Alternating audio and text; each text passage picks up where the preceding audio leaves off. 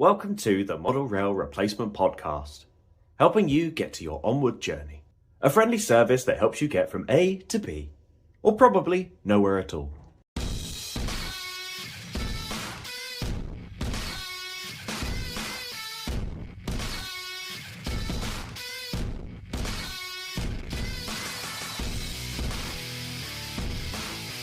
Hello and welcome to the Model Rail Replacement Podcast. This is episode 18. I'm your host, James, and with me is co-host and producer. Sam, good morning. How are you? I'm good, Sam. How are you? Yeah, I'm all right. I realised I screwed you over by me asking how you are. So I thought I'd mix it up a little bit. We're going off script on this episode. Yeah, you tried to do this to me last week and you completely threw me last week and we had to re-record it because I wasn't expecting you to ask me first how I was. We always have a format of I ask you. So then I Yes. was a bit stumped there. I was like, oh, I haven't actually thought about how I am.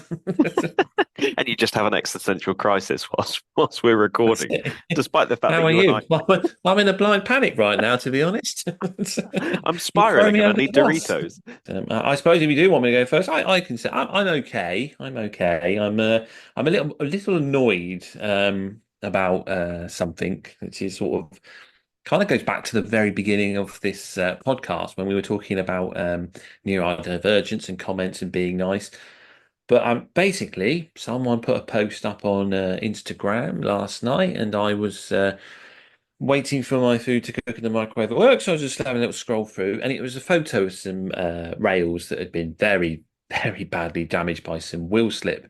And the poster wasn't sure where it was. And I thought, I recognise that. That looks like Salisbury, where the 59003 was used to try and pull back the derailed unit. And if you haven't seen that, I think the Bash Mash have a very good video of it and possibly put the Thomas the Tank Engine rescue music over the top, if I recall. If you can find that, it's quite a good video to watch, but you can see why the loco destroyed the track. Anyway, as is my position of what I do, sometimes I'm privy to certain photos that shouldn't get out into the public, but sometimes they do. And I was like, I recognise that photo. I've seen that photo before, so I assumed it was Salisbury, but turns out it's Australia and has a very interesting story behind it.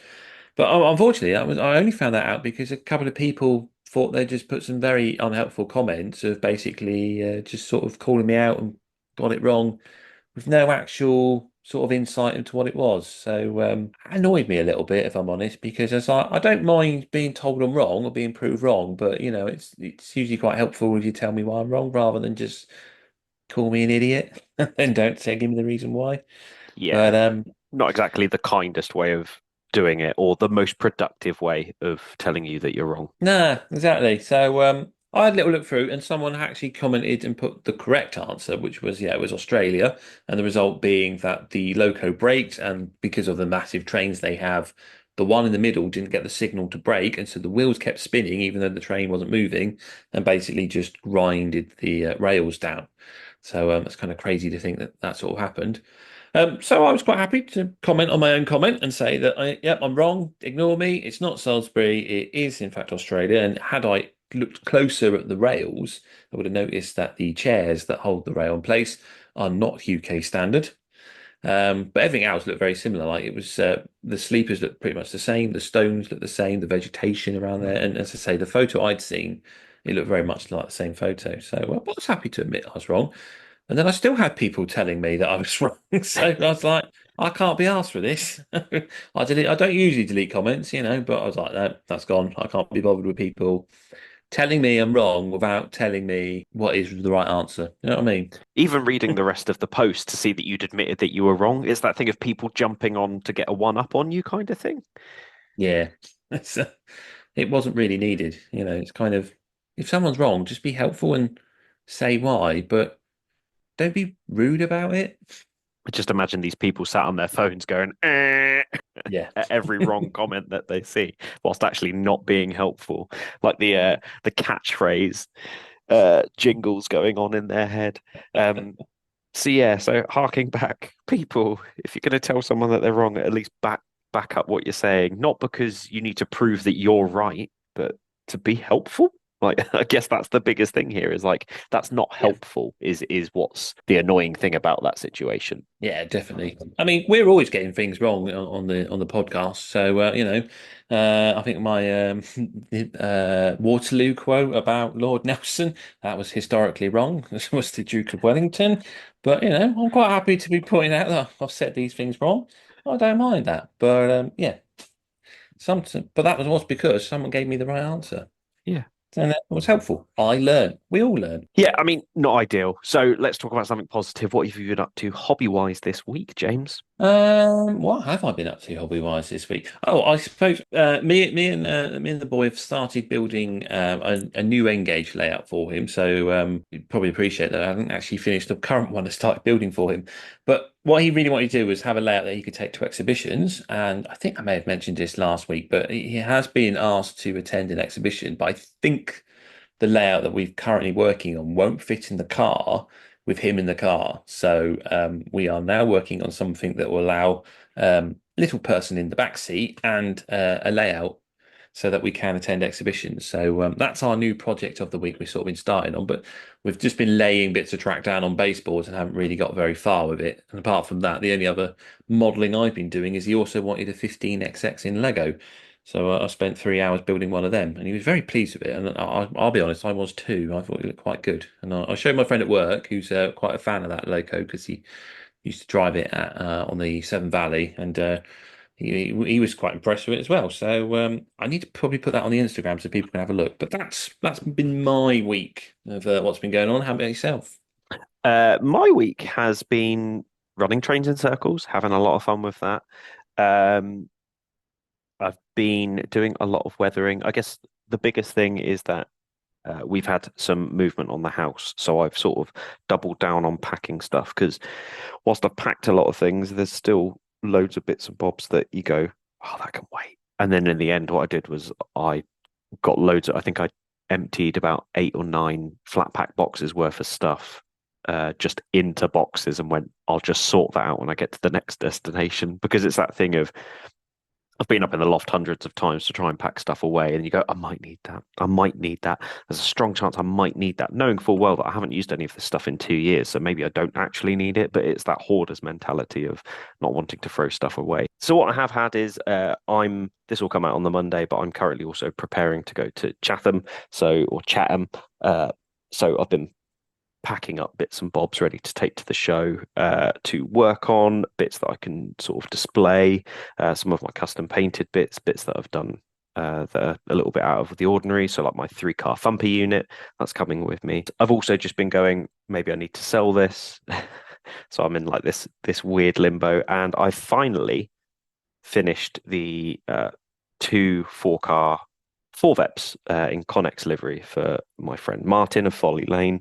Once again, I say this all the time. A massive thank you to Martin for the patience on this project. A lot of nothing, really. Loads of little jobs I've been up to. So anyway, James, what have we got coming up in the show for everyone? Today we have our final modeler guest of the season because we've got one more interview next week just to break format. Today we are going to be talking to Tris from OONeal. So that's coming up. It's an absolutely great conversation. Tris is a really nice guy to talk to. I think in truth, he approached both of us separately many sort of years ago to sort of open up a communication, sort of build I suppose, a model rail community sort of friendship kind of thing. So yeah, it was very nice to sort of the three of us to get together and have a chat about model railways. So that is coming up later on in the show. But for now, we shall move on to news. I don't think we really covered much last week, but there wasn't really much to cover. But this week, there's a few little things. So yeah, news time. Excellent.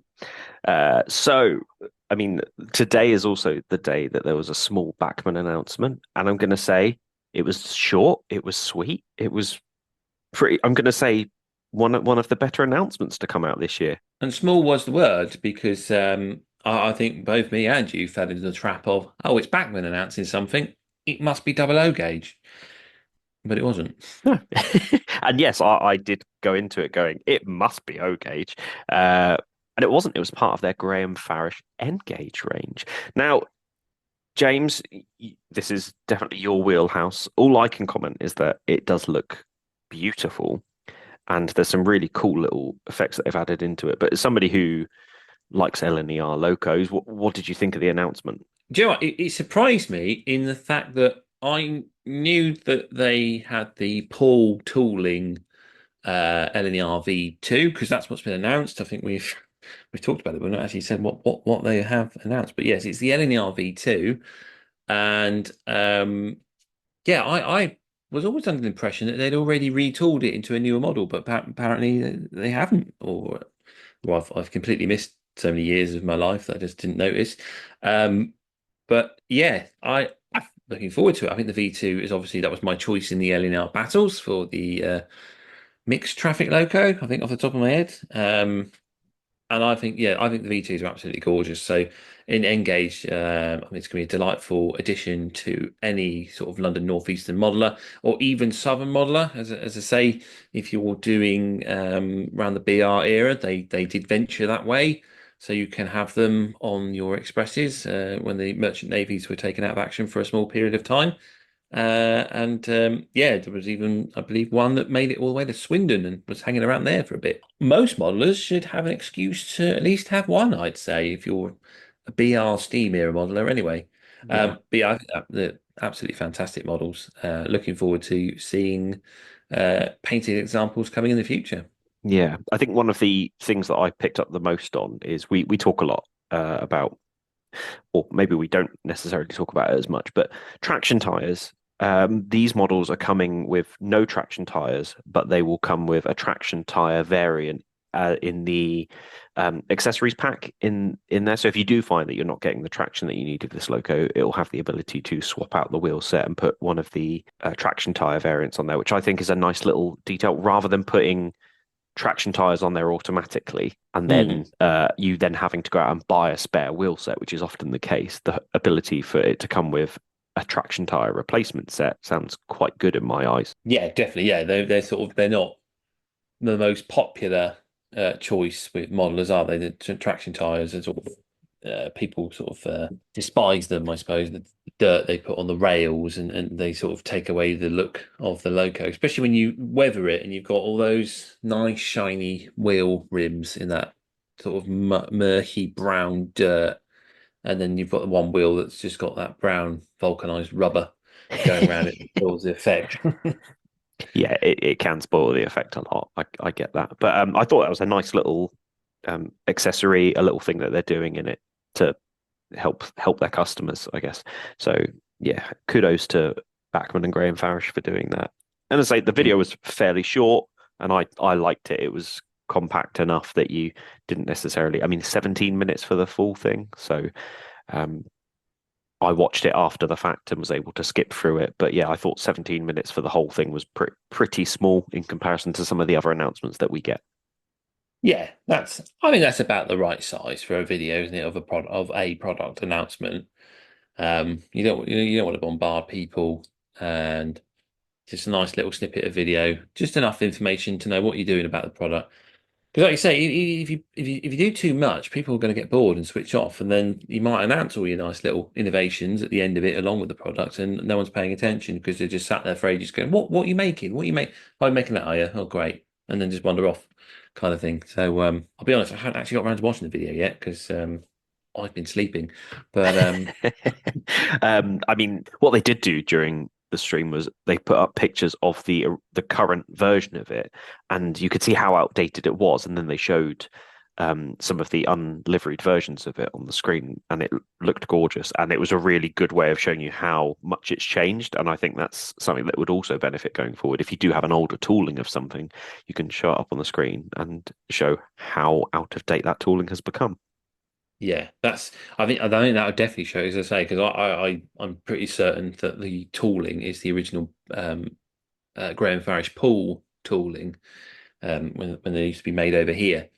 So that probably be a very interesting comparison. I do wonder though why Graham Farish have never ventured down the same path as what Hornby did with Railroad, in which if you have the old tooling and it's still available, why not make a more robust engine for a different market?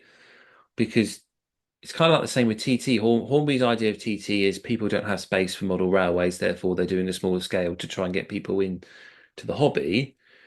I've always wondered why Engage has never tried to tempt people into that scale because let's face it, it's more ideal in the fact that it isn't going to take up so much room. And I do wonder why we've never seen, old tooling reused in a railroad style product that may, entice starter modelers, younger modelers into the hobby and into that scale.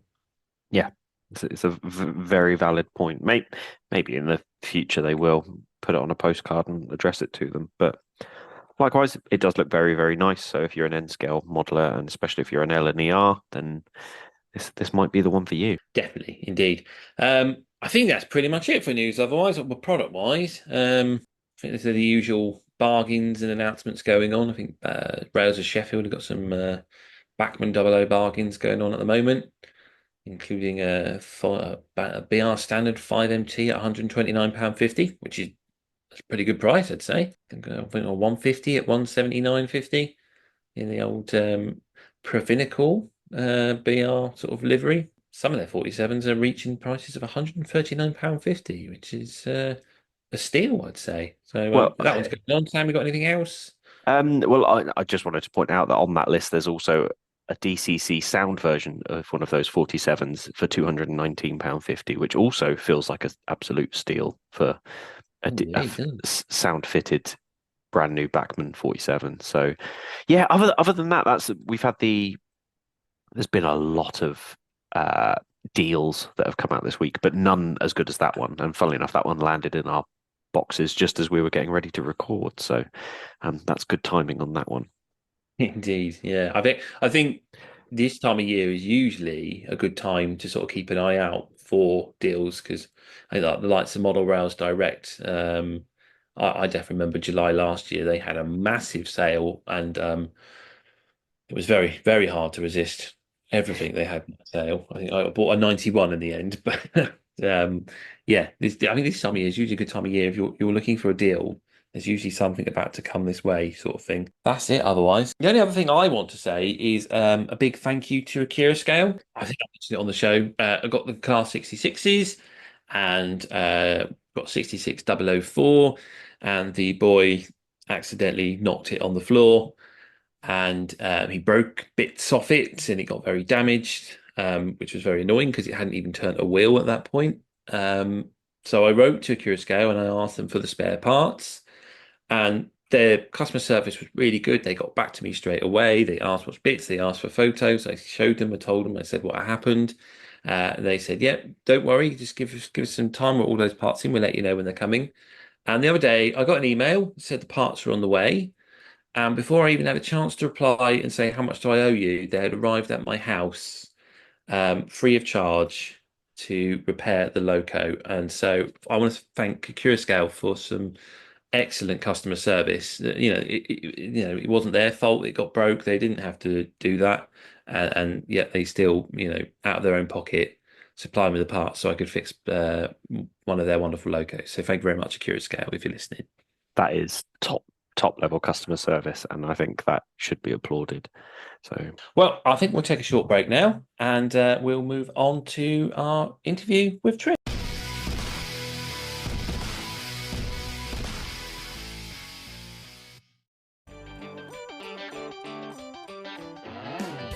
Look at that! You see that there? The super shiny diesel loco that's coming this way. Yeah, I see it. Isn't it beautiful? So fresh, so clean, like it's straight out of the box. I mean, yeah, it's nice, but I prefer it to have a used look to it. In an ideal world, that would be nice, but I'm sure the owner doesn't have the confidence, skill or time to undertake such a job. Then why don't they just send it to Emperor's Path? Emperor's Path? Yeah. SBJ has years of experience in model railways and wargaming, the ability to meet your weathering needs, and works with you during the whole process to ensure the project is how you want it, not like it's come through a factory. Come on, that must cost a fortune. Not really. He offers different levels of weathering at really affordable prices. I've got my whole fleet weathered by him. My loco's got the full treatment, whilst my rolling stock just a dusting with the airbrush, and it looks really authentic. I might just get a quote. How do I contact him? You get him on Instagram at emperors_path, by Facebook, Emperor's Path, or emperorspathcontact@gmail.com. Emperor's Path Weathering. If it's not filthy, let's change that.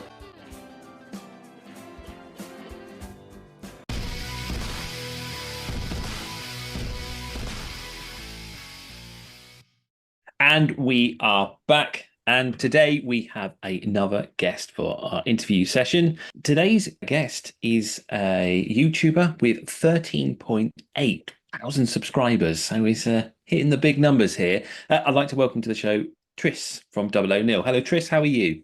I'm fine, thank you. You made it sound like it was a big number. Thank you.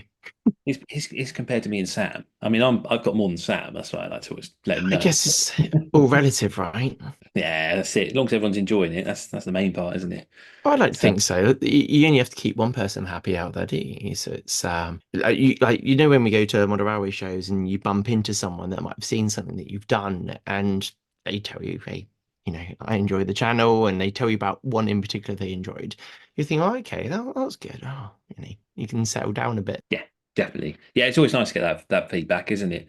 Mm. So those who aren't listening, that aren't aware, I'd be very surprised. But Tris, would you like to tell people a little bit about your channel?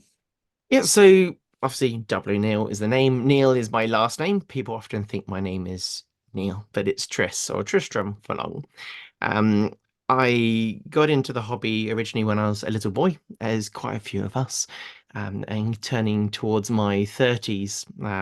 I kind of wanted to get a bit closer to my dad and my brother, who talk about model railways at Christmas and railways in general.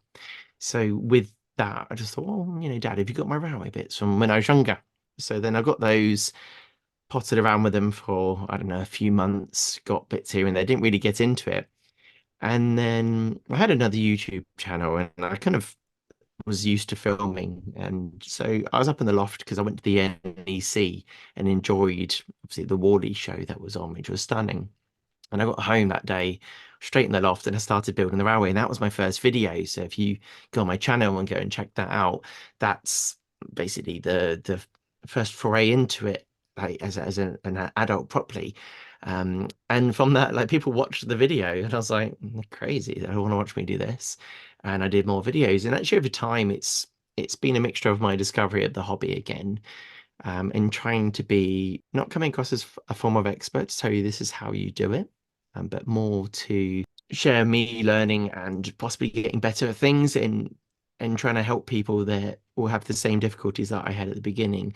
Is quite a scary hobby in some areas because you look at the work that people have done and genuinely pretty stunning, and you think, oh, I can't possibly do that. But actually, so many things you can do that you put together, and someone look at that, and let's say they're not even into the hobby, they'll go, oh, that looks great. And you think, well, yeah, it does. And so the channel's been about that. The other bits is, as I'm an engineer by trade, so doing CAD and things. I like making things, so 3D printing. I got into that quite early, like in COVID, got a 3D printer, and I used bits for work to do that. So I was quite fluent with it. And over time, I kind of made little locos and buildings and just all sorts of bits. And that's been very satisfying because you've got an idea and then you turn it into something real. So that's kind of the channel really. And I do my podcast with Tony. Tony's trains in rugby. He's been a really good friend, getting to know him through the shop. And obviously going to see Steam Railways, I share that as well. That's not so popular on the channel, like you put them up and doing a new layout.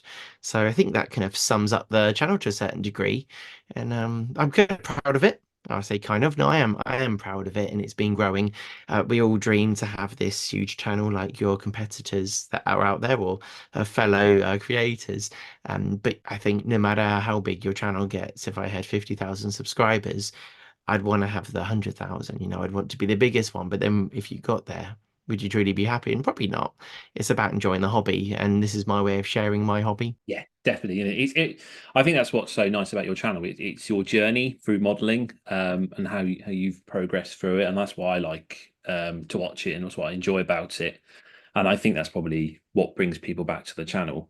And yeah, you're definitely right. I think you can always aim for those big numbers, but that's a lot of, I think all three of us know it's a lot of effort and a lot of hard work putting those videos together. And Oh, just to get 100 views is just good mm. enough sometimes, isn't it? So, Yeah, it's quite exciting when you do a video sometimes that was kind of like an easy one and it goes really well. And you're like, oh, I didn't think so many people watched that. And but YouTube's not very kind to us because we get excited about something and we try and repeat the same thing, and that video flops, and you go, oh, okay. Oh, okay. Well, what did I do wrong there? And you put a certain pressure on yourself, which yeah. isn't healthy. But I try to remind myself that when I had 100 subscribers, oh, it'd be cool if I had 1,000 or 2,000. And when I got to 5,000, that was cool. And then it was that dream of getting to 10. And you get to 10, and you're like, oh, don't know where I am now because 15's only another five up, but that's half of the way from the 5,000. And you then realize that I would just want to do stuff that I enjoy. And then you do some of them, and again, the videos might not do so well, or some might do well. You might do a video about something a bit random and people love it. And you're like, okay, I've clicked on something there. Like lately, I did my shunting yard layout.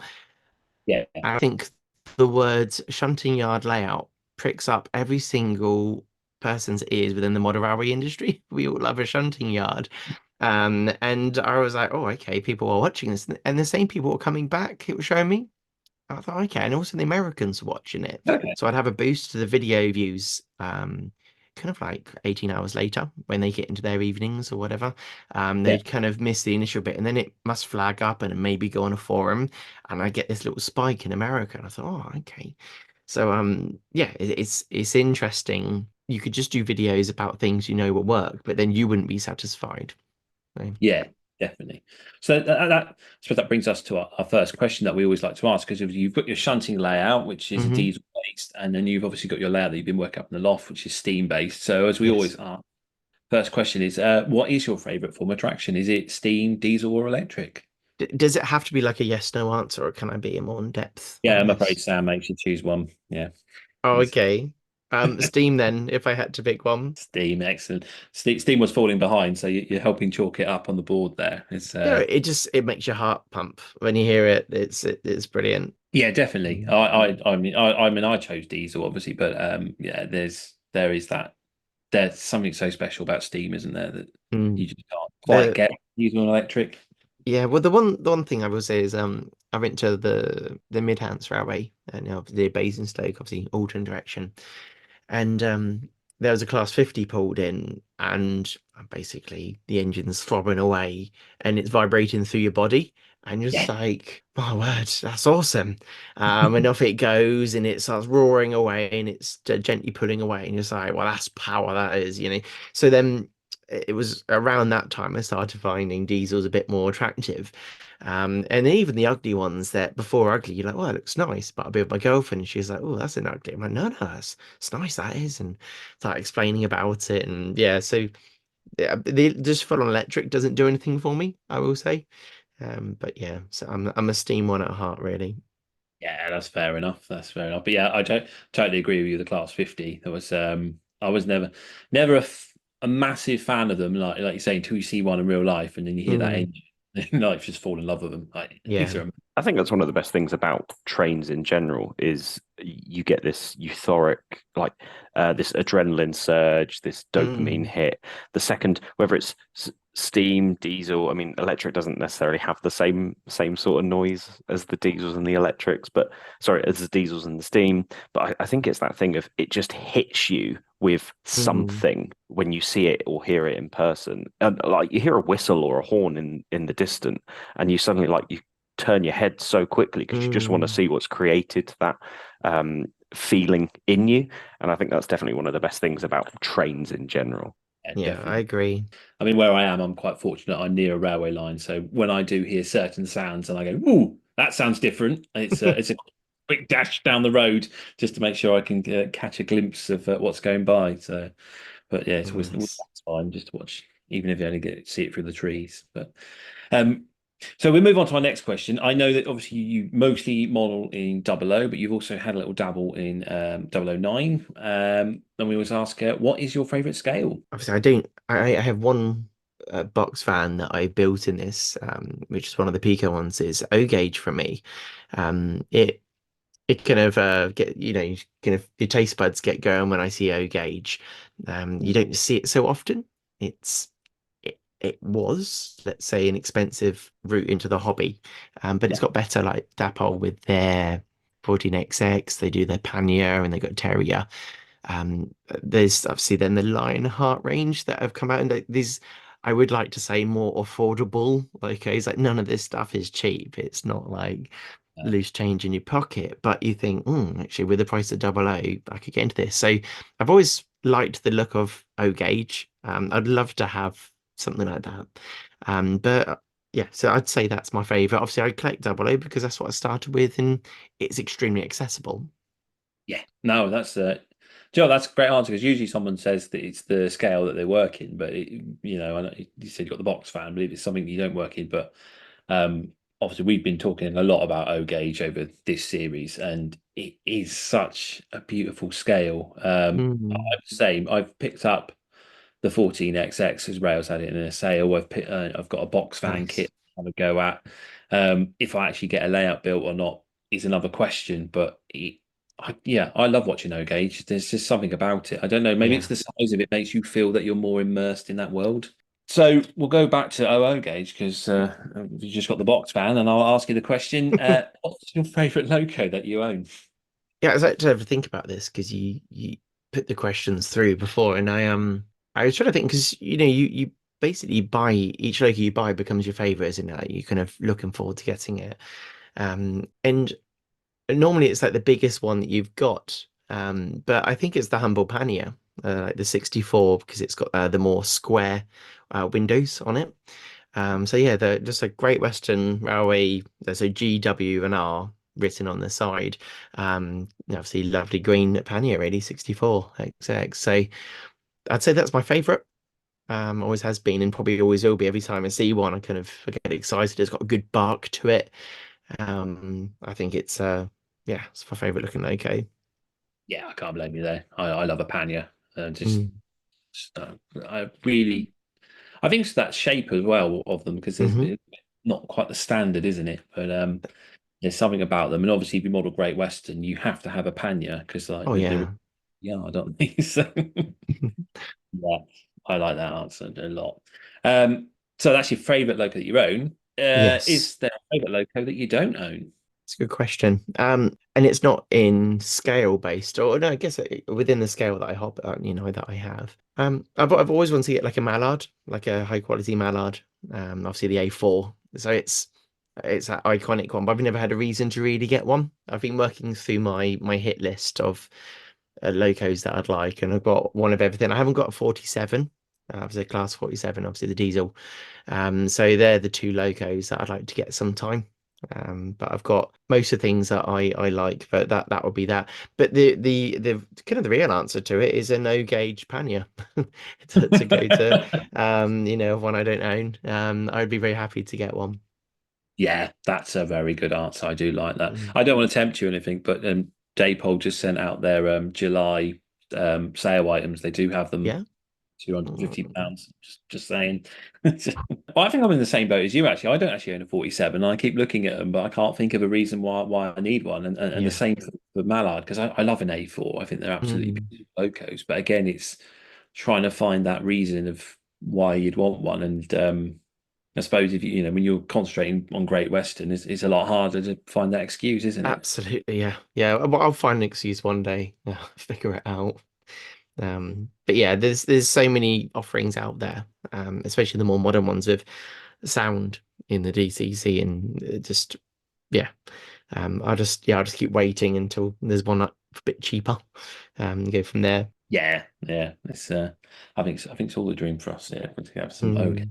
Right then. So as you talked about it earlier, like your 3D printing that, and I always found that absolutely fascinating because I can't get my head around it and I've never really understood Okay. the program. So watching you make it on YouTube is brilliant. And I think you were invited to write that article for Hornby magazine as well for the station building. Am I right in thinking that? Yeah, I did too. So I did.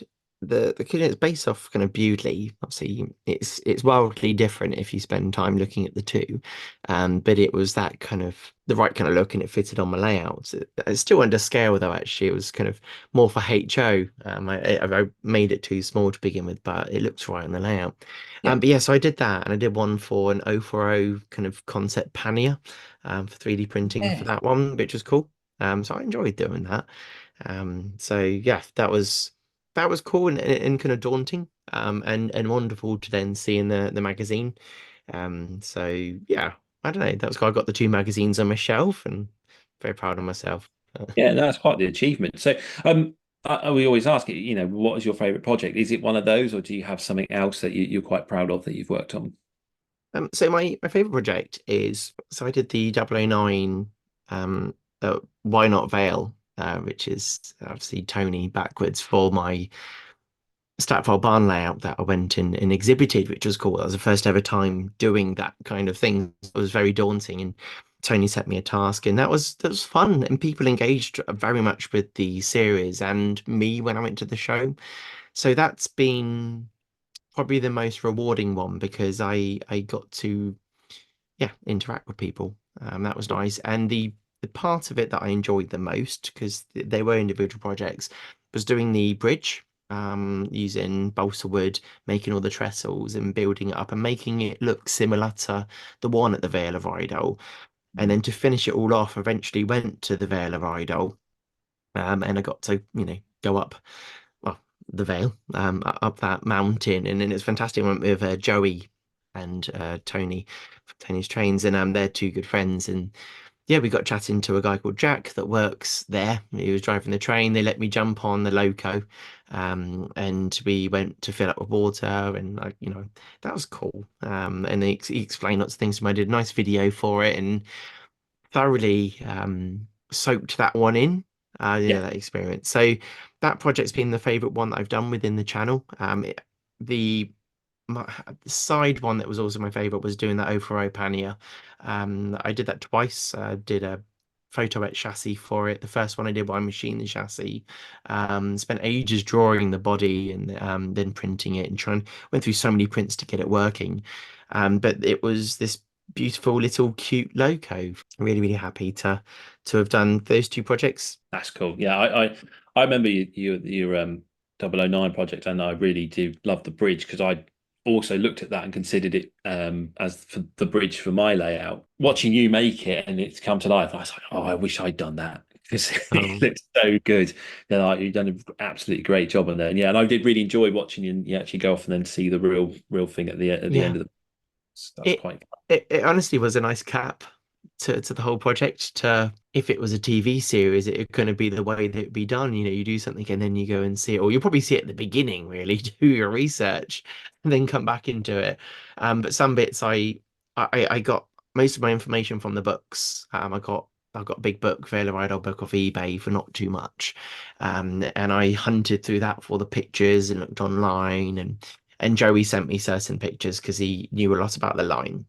Yeah. And then eventually I went there and, oh, cool, there's this. And I started measuring things up because one part of the layout I hadn't quite finished. And so I was able to measure things up and improve bits. There was a water tower there, and I was able to kind of roughly measure up water tower based on how big I am and have a picture next to it so I could then gauge it for the project. So that was nice because it was fun. Yeah, that's cool. I like that. Yeah, and I really enjoyed that. And yeah, as you say again, your 040 little pannier tank, such a unusual concept. It was Mm, obviously completely fictional, but it does look so right. It's yeah. so yeah, like you say, like cute little tank engine. Yeah. So obviously, you like to shop at Tony's a lot, as we all do. I do go visit Tony myself every now and then. Nice. Have you got any planned hobby purchases from Tony's in the future? At the moment, I've got so much that I've not done anything with. So, like recently, I got hold of a Percy N gauge, so I can rip the body off and put, a 009 body on it. Yeah. I honestly don't know what I'd get from that. I'm kind of having a small break from buying lots of things. So Tony's seen a slight lull in my expenditure at his shop.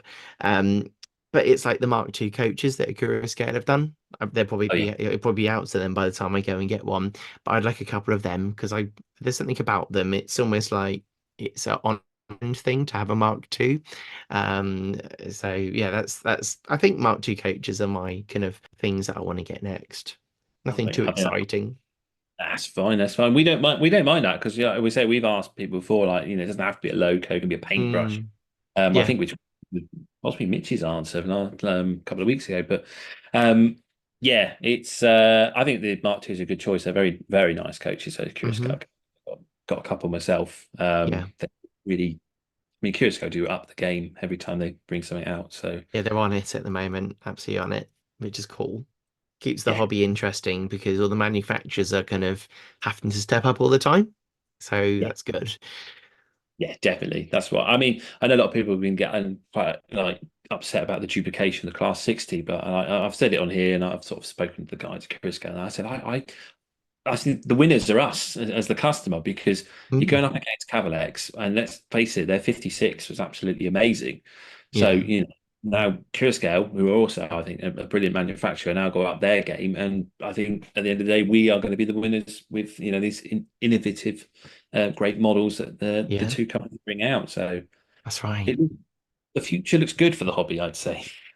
I'd like to think so. When you go to shows, I'm seeing more and more kind of our age group and some younger. Yes. When you go, which is good. There's one thing with doing the channel is to show others my age and younger coming to the hobby. It's been stereotypically of an older generation, and there's nothing wrong with that because you understand why. My granddad did this, and my dad's into it. My dad's been into it since he was young. Hmm. But you go to a lot of shows and it's generally the age groups are higher. Like the people that watch my channel, the most amount of people that watch my channel are 65 plus. So I'm like, okay, so I appeal to that, but that's also the main audience. And then you have 45 to 55 or 54, whatever the brackets are, as the next 20%. And you look at Yeah. the age groups as you go down.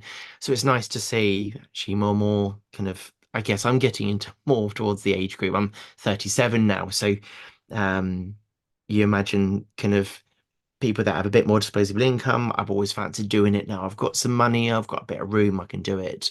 And there's a window, an age group that currently don't really get into it, either because maybe in their eyes it's not very cool, and when they get older they forget, well, they realize actually it doesn't matter what anyone else thinks, and you get into it. So I think the hobbies, hopefully, well, I'm hoping it's growing in the right way, in the right direction. The only bit I get scared of with the hobby is the kind of the price of everything. It kind of slows you down, and you go to a shop and you want to spend 20 quid, and what can I buy for that? Yeah, so but obviously there's lots of ways into this hobby. I'm kind of tangenting off there, aren't I? Yeah, no, that's fine. No, I totally agree. There's two things that worry me about the future, and yeah, like you say, the price of models is one of them, and also the manufacturers might disappear by the time I hit retirement age. And that's Mm. my biggest fear because I was like, what the hell am I going to do if I retire and I can't buy anything? I finally got Wait, the disposable income for the expensive models, but they're gone. But no. yeah, no, I agree. I've noticed that recently at exhibitions there are a lot more younger people turning up. And hopefully they are getting to the hobby, and like you say, they're finding ways of making that £20 go far and get them into the hobby. Because yeah, it is an expensive hobby, but we were all there at the beginning Hmm. where you get all the models in the shop and you want to buy this, you want to buy that, and you just have to make that sacrifice and go, well, actually, I'll just start off with a tank engine and a Hmm. couple of just do a little shunting layout and And just build it up from there, isn't it? yeah, yeah, and you're very grateful for those things, aren't you? When I got a metal 1366 pannier over the outside cylinders on, um, when I was first getting back into the hobby, and that excited me because I didn't realize they did one. And it was a like a white metal kit brass chassis, and Mm. that was very exciting. And that I think I paid £70 for that, and that felt like a big purchase at the time, and it was. Yeah, and I kind of built up, like you say, you get wagons, and they're between, if you go to a show, between 5 to 18 from a old one to a, let's say, a new one. So yeah, you can build up quite a collection at low budget. You just have to accept you're not going to have, well, the Mallard with all the super detail with sound DCC. You've got to be realistic, like any hobby, I guess. Yeah, definitely, yeah. And that's the kind of thing I think maybe modelling needs a bit more encouraged there, where you go, well, you can't have that mallard, but you can have the railroad one. And if you look Mm, around, such and such does this detail bit, this person does this detail bit, and you can yeah, have yourself a really nice model. that's Just it. put that little bit of extra effort into it. Mm. And I think that's something you've covered in your channel before, isn't it? I remember you did the 14XX. Oh, I That love that one. And I did the 14XX, but I also did the 040. I forget what it's called. Um, it's the one that you get part of the train sets when you get them. oh, one oh one, And is it? yeah, the 101. And I added I all the molded details, I chopped all that off. I put handrails on and just all the bits that it was missing. And I loved that one. And that got a lot of interest, which was cool. But yeah, so both the 14XX and the 101, that was cool actually, because it shows you could really make your model look like go buy a modern one to that level of detail. Yeah, it's the only thing that limits you is your probably determination. You can do it if you want to. Yeah, that's it. Yeah, I think it sounded like when we are talking to Danny the other week. He's told us stories of models he's had a go at that have ended up in the scrap bin and that, and Mm, but he said, it's practice and perseverance, and sometimes you get there and sometimes you don't. And I think mm, that's the important thing for people to remember, isn't it? So with all these various projects that you've sort of encountered and taken on over time, and you've done many things when watching your channel, what is your favorite part of the hobby? I guess you can't really pin down one in particular thing. Um, the bit that I like about the hobby is the ability to take my mind to a different place, to get into that, let's call it 7-year-old self. Um, and as adults, obviously we mature and we get to this point where you're not meant to behave in a certain way. You're not meant to think a certain way. But actually, I think as you get older as an adult, we realize that we're all 12 years old inside, and that all the things that we love back then, we love now. And so when I get the locos running, I get it moving, and I'm watching the coaches get pulled and the gap grow between each one, because obviously the hooks are getting taken up and the loco pulls off, or I put sound on, that gets the same person that's 12 years old excited as me now. And I love that part of the hobby, because I don't know, it's sometimes hard to stimulate yourself in this world with social media, movies, everything instant access. The mind being creative and enjoying this hobby is very powerful to making you happy, and satisfying you and kind of putting a smile on your face that other people don't get to see. It's kind of quite a solitary hobby. You don't get to, well, yeah, you can get a friend come around and let's call it play trains, but you don't often get to do that. So it's a very nice thing to do as a hobby. So I'd say that's the favorite hobby, the way it takes me to a nice place. Yeah, do you know what? I totally agree with that. It's as I say, like this week or the last few weeks, we've managed to run trains around the room here, and the Mm, most satisfaction I've got from it is watching my son play with the trains and run the trains. yeah. And I look at him and I go, that's how I was when I was a kid, when I was playing with Mm, my dad's train set. It was so exciting. You were just immersed in this world, and I can see him doing it. He's putting his head to the track. He's watching the trains go round, and he's lining everything up, yeah. and I was like, do you know what? This did taken me 6 months to get here, but just to see that, it's not even me playing with it, it's him playing Yeah. with it. It's such a pleasure Yeah. to watch. What Uh, else could you give them that would match that? yeah, It's quite a special thing. yeah, that's it. Yeah, I mean, I can give them the Nintendo and watch them build something in Minecraft, but it's not near satisfying. Excellent stuff. So I'll move on to the next question, and this one seems a bit loaded, really, because obviously you start many new projects with various layouts and that. But if you were to start a new layout, Um, what is the one thing that you'd need on it? My heart of hearts is an engine shed, a big engine shed, so I can put everything inside it. Because any railway you go and visit, the hottest place to go to is the engine shed, and that gets my juices going really. And every time I've done a layout, I want to somehow factor an engine shed in some way, even if it's small. So I've got one little one to poke its nose out, and then I can fill it up with coal and water because that's by. Even if it wouldn't really work, that's my thing. So engine shed is my go-to. And then actually, I'm gonna I'm gonna add a B option on there, which is turntable. Everyone gets going with a turntable. We all want one, one that's working and it works perfectly. My dad has one on his layout, and as a boy, every time he got it going, it was exciting. You want to go turn the loco around and drive it off. Yeah, definitely. Oh, I like those. Yeah, I Mm. think a shed or a depot is quite a common answer. I think people can come up, Mm, and it's that advantage that you can show off your locos and put them on display. Because the worst thing is stick them in the fiddle yard where they're not being appreciated in the scenery. yeah, And yeah, I can see that, and definitely a Great Western shed because obviously yeah. the lovely Great Western locos on display. Mm, I I think with the turntable, even as someone who, whilst I like steam and I prefer diesel, I still love the idea of a turntable, and I think it does like go back to the origins of everyone sort of getting involved because of Thomas, and it's that very yes. iconic scene of having the turntable with the shed. There's plenty of Mm, stories that revolve around the turntable, and it's that thing of yeah. having it in such a small space. And I even like I've got an in progress.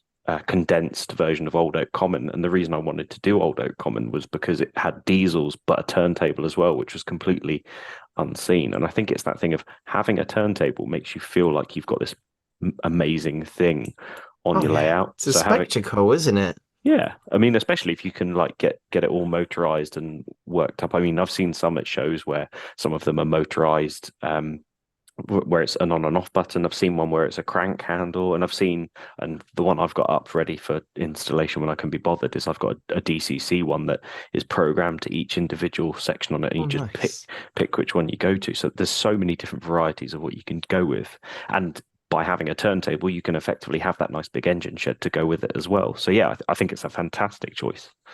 I think is the best one. Is the turntable in the engine shed when you've got the roundhouse. Like I Oh, think yeah. called Oak Road. I think the O gauge one of the Great Western. Yes. I think that's the name of it. I mean, that's one of my favourite layouts on the exhibition scene. Um, just because of that gloomy shed over that turntable, and you just Mm. stand there and just watch a loco just being turned around in there.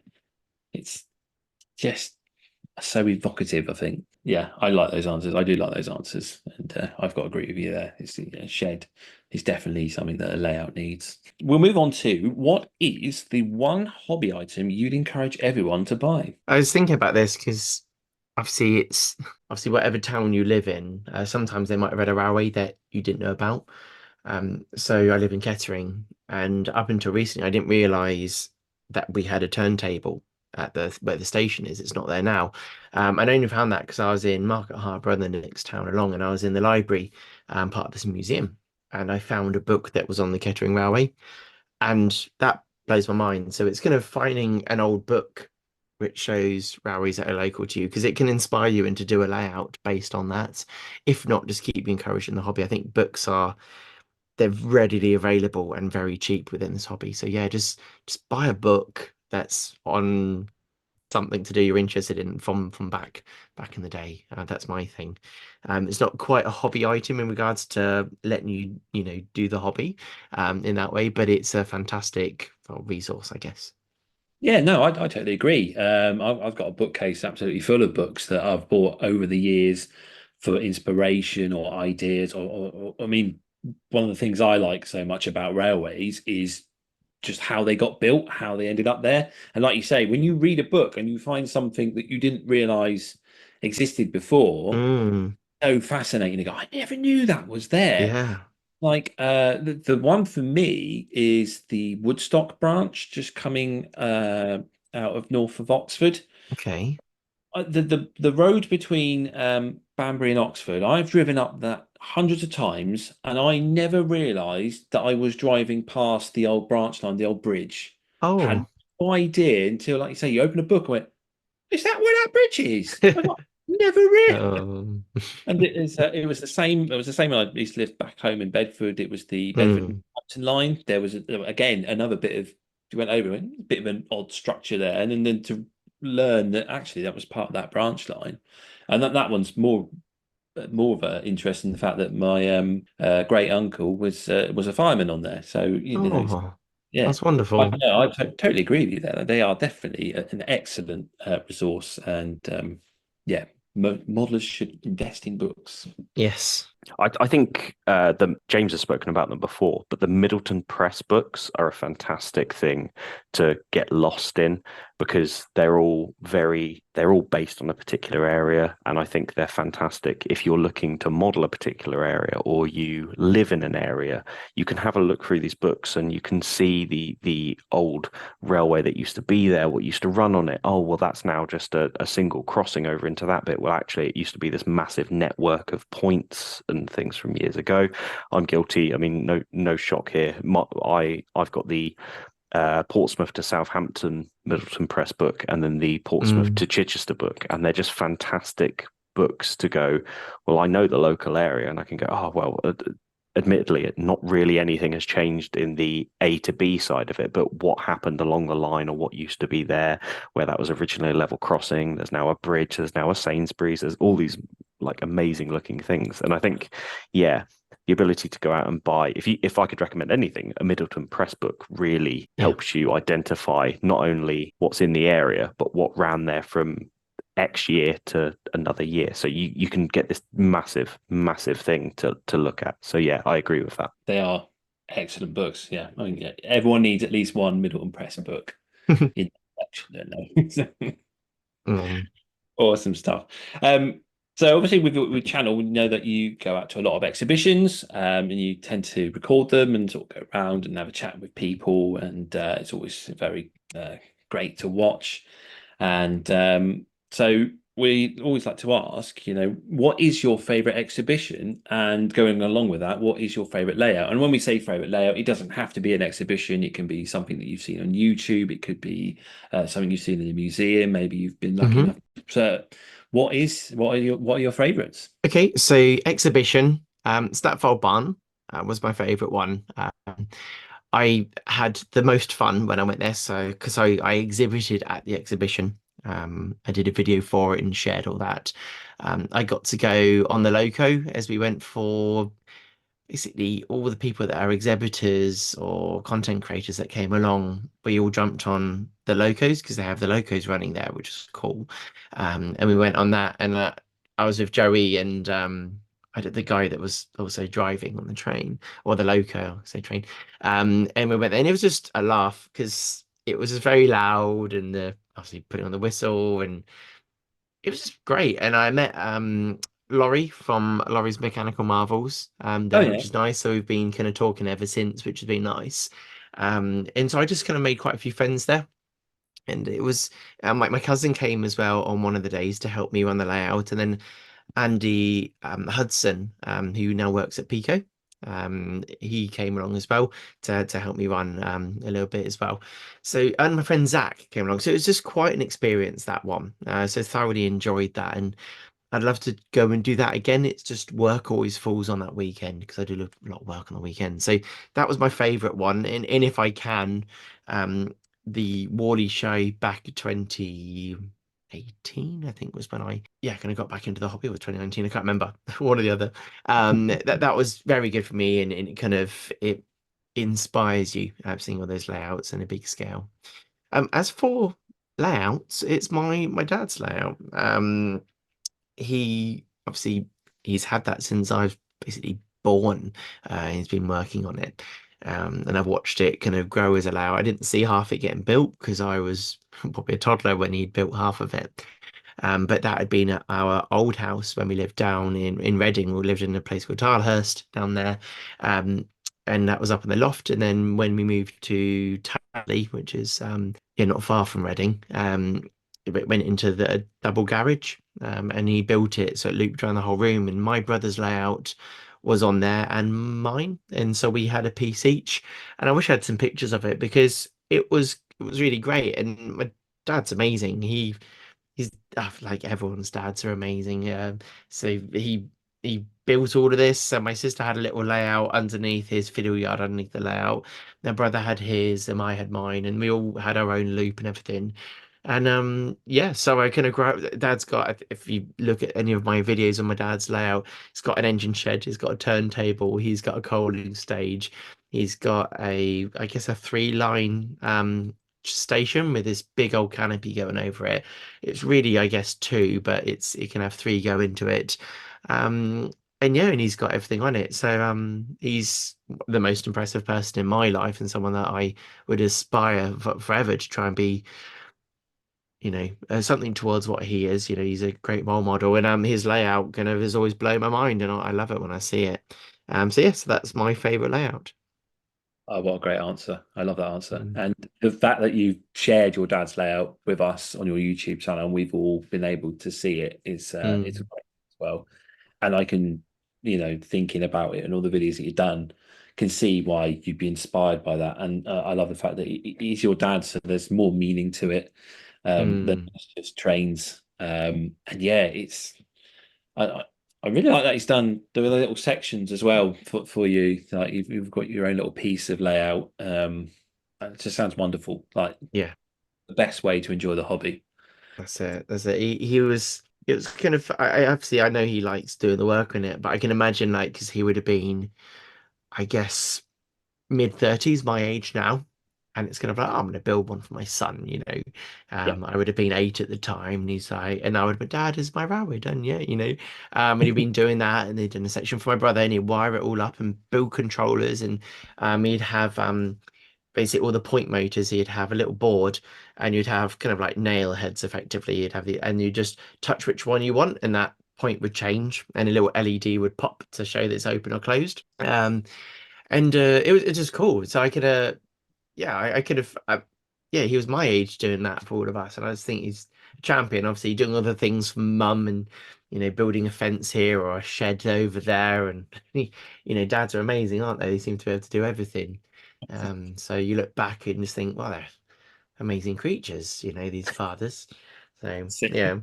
I remember one of the first videos of yours that I saw, and it's always stuck with me because it was almost like watching this sort of family affair. Because it must have been one where I think you went to your brother's house. Did Yes. your brother built a like a Thomas and Friends layout for your nephew? And Yeah. I think I remember just watching the video and I was like, this just seems so wholesome that like you all effectively Yeah. had your own layouts at your own houses, but you still went around and you've done interviews with your dad where your dad's built scratch built coaches and stuff. Is that right? That's right. He's always been able to build anything. He's that guy. My brother's similar. He's built these layouts for obviously my nephew William and Stanley. And I don't know, like he did a nice Thomas themed one, so each loco can do a certain thing. They had a certain job. And obviously my nephew William from a little age now he's become quite an expert at the hobby. And my brother's, yeah, he's just excellent. He can fix cars. He's been working on the house, and I know he's very much like my dad, my brother. This kind of I've got a lot of people to look up to, which is I feel very fortunate to have that in my life, and I don't know, I'm kind of very grateful.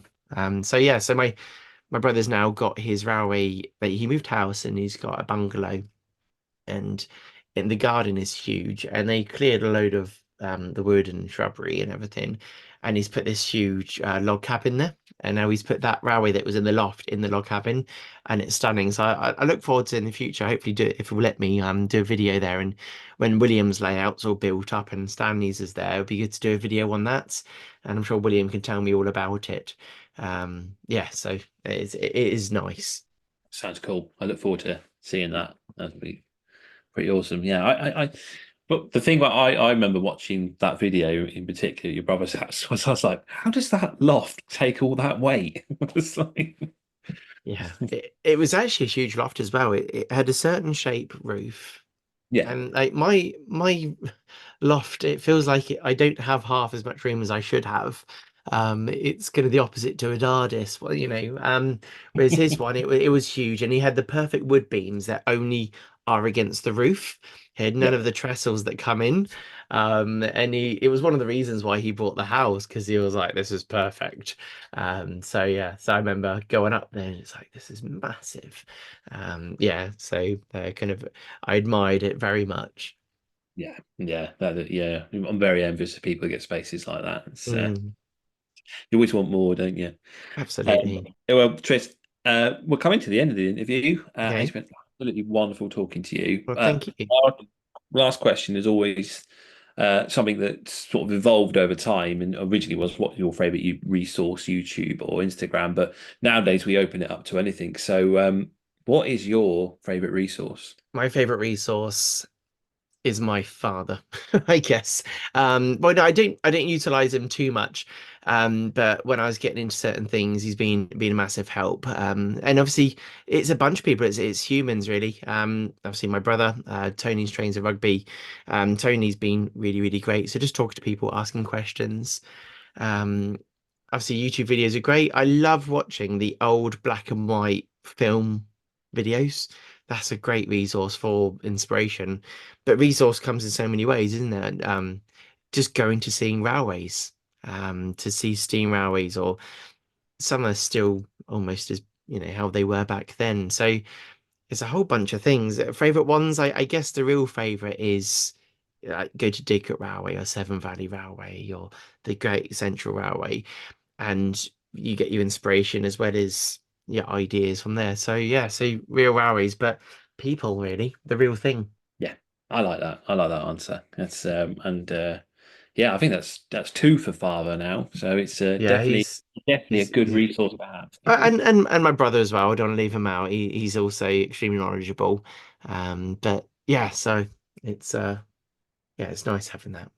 Yeah, that's it. And it's always good to have someone in the know that can always help you out and give you that bit of knowledge. Because this is such a wide subject, and there's always something that someone knows that you may never have ever stumbled across if you hadn't spoken to them about it. And One thing I would like to add, so Dan Everson from Tunnel Lane, oh yeah, um, he I met him at Worley a couple of years ago, and kind of we befriended each other, and started talking. I went to his place. I did a video for there, but he taught me in one day just some what he would probably consider a few basic things, which simplify putting layouts together, which I now use, that make it feel like it's easy to get something together quickly.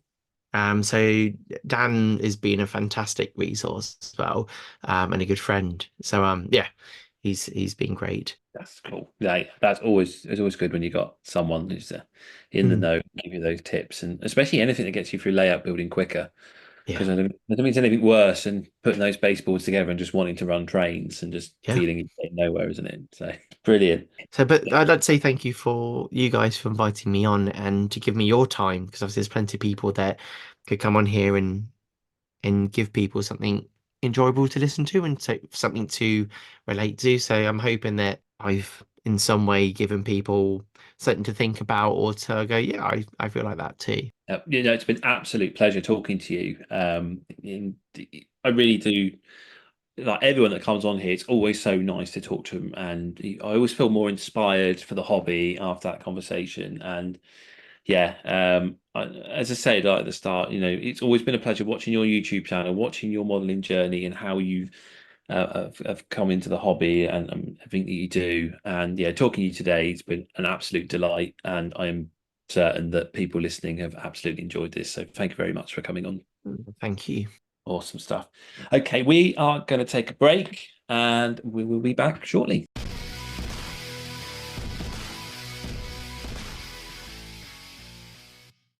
This world we live in is a wondrous and fascinating place.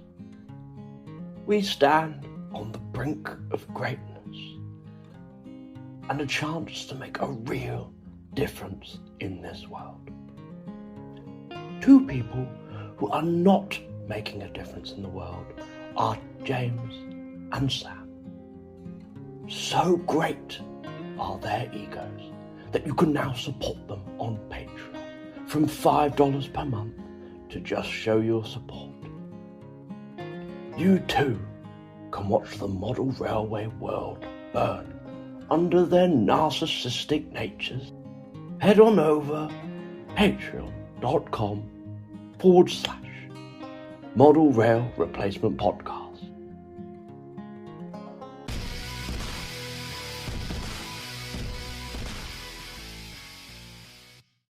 And we are back for a little bit of social media outro endings. But I'd just like to thank Tris for coming on the show. It's absolute delight to talk to him, and was a real pleasure. And I hope that you listening at home thought it was a pleasure to listen to too. Right then, Sam. I think there was something I'd mentioned in there. I was trying to think of the name of a layout. And I couldn't quite think of the name. I think I called it Oak Road, and I had mentioned this in last week's episode. Oak Road is a double O gauge layout based on sort of the first Great Western days. It's a lovely layout if you ever get to see it. The layout I was thinking of was Old Elm Park, which is currently in BRM magazine. If you go and look for that, you can have a look at the images and understand why that's such an inspiring layout and makes you want to model O gauge. What are we on to now? Our social media shout outs? Yeah, I'm going to go first this week. So this week I'm going to direct you to the Otter Creek and Rio Grande. This is an American themed layout, but it's got that very old Western sort of steam era. We're talking these beautiful, the stereotypical steam trains you would have seen on coffee mugs and paraphernalia that wasn't a UK steam loco. And it's a beautiful, beautiful layout. So yeah, they've got only 10.7 thousand subscribers, and I think they definitely deserve more than that. So if you're looking for that, I get Wild West themes from it, and it makes me very, very happy. So yeah, go and have a check out of that, the Otter Creek and Rio Grande. Yeah, it's a good little channel. I discovered it a few weeks ago, and the videos can be very long sometimes, but they're very informative, and it's quite an interesting. I think it's always interesting to see how other people do things, especially when it's like what we spoke about before, isn't it? Continental modelers and how they approach things to how we approach things, and you can always get some good ideas that you think, oh, I didn't think of that, which is a nice sort of little segment into my suggestion, which is Wessex and West. Now this channel is a very small channel, and I don't know why. Well, I have a suspicion why. So he's only got 741 subscribers, but for some reason YouTube has it down as recommended only for kids, but it's definitely not. So I don't know why it's being put out on kids' YouTube rather than, you can get it on grown-up YouTube. But as it suggests, it is a layout based around the Wessex and West area. And the sort of, I say the North American influence is the way the layout's been built. So he's trying to build the layout in very much the same style as what they do in America by having the route climbing around the room. So there's a lot of helixes and stuff on there. There's some absolutely beautiful modeling. It's sort of set around the BR era. I mean, you look at some of the thumbnails and they just look like photos from Cornwall in the 1990s of the various trains passing through, especially the ones he's got like the 37 in front of the signal box. That's got some Blazy vibes about it to me. So that's my shout out. It's Wessex and West. If you can have a look at it, his latest video is testing the Cavalex Class 60, showing the haulage on that. And so it's always quite exciting to watch those videos, because I think Gowerton Parkway is also testing the Curacao 60, so we can all have a comparison of locos there. Yeah, that's my shout out of the week. Excellent. I do follow Wessex and West as well, and it is a really, really nice channel, and the layout is incredible. I love what they've done with the framing, not just on the bottom of the layout, but on the top of the layout as well, to sort of frame it, and it really, really works, and you can see that North American influence that they have when they're building the layout. Yeah, definitely. So it's our own social media shout-outs, I suppose, Sam, if you want to let people know how they find you. So if you want to find me, you can find me on YouTube at Emperor's Path. Alternatively, the best way to get hold of me is on Instagram at Emperors_Path. James, how can they get hold of you? Well, you should know by now it's Western Signalman on YouTube, Instagram, or westernsignalman@outlook.com. But don't forget that me and Sam also have the Model Rail Replacement Podcast Instagram account, so come and find us there. And if you want to contact us, we are modelrailrp@outlook.com. That's pretty much it for this show. We have one show left for this season. Next week, it's a very special episode with very special guests. So please don't miss it. It's an absolute great episode. I'm saying so now, even before we finish recording the whole thing. Damn it, I'm going to put my neck on the line and say it is. But apart from that, that's the end of this show. And so I hope that we have been entertaining, informative, and replace your model railway, if only just for a little bit. I've been James, and with me has been Sam. Good night. This service terminates here. Please ensure you take all of your personal belongings with you.